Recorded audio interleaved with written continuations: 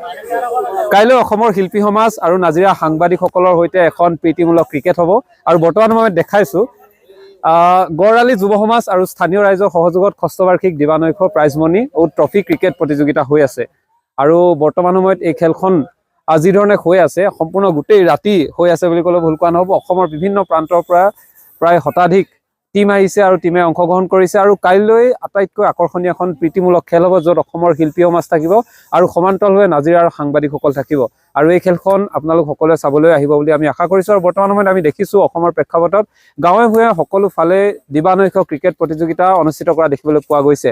কাৰণ আমাৰ যি প্ৰতিভাৱান খেলুৱৈসকল আছে গাঁৱৰ চুকে কোণে সোমাই থকা সকলোৱে যাতে খেলৰ ক্ষেত্ৰখনত আগবাঢ়ি যাব পাৰে, এখন বিশেষ সুবিধা লাভ কৰে, এটা বিশেষ ক্ষেত্ৰ লাভ কৰে, সেই উদ্দেশ্যে গাঁৱে ভূঞে সকলোতে ক্ৰিকেট অনুষ্ঠিত কৰা দেখিবলৈ পোৱা গৈছে আৰু সমান্তৰালভাৱে ইয়াৰ এটা অনন্য প্ৰচেষ্টা ইয়াত লোৱা দেখিবলৈ পোৱা গৈছে গড়আলি যুৱ সমাজ আৰু স্থানীয় ৰাইজে। আৰু সেয়ে আমি আশা কৰিছোঁ কাইলৈ আপোনালোক সকলো আহিব, এখন আকৰ্ষণীয় প্ৰীতিমূলক খেল হ'ব। সমান্তৰালভাৱে কাইলৈ ফাইনেল হ'বলৈ গৈ আছে আৰু সকলো আশা কৰিছোঁ সকলো আহিব বুলি। লগতে শিল্পী সমাজৰ কুসুম কৈলাশকে ধৰি সকলো শিল্পীকে আপোনালোকে ইয়াত লগ পাব।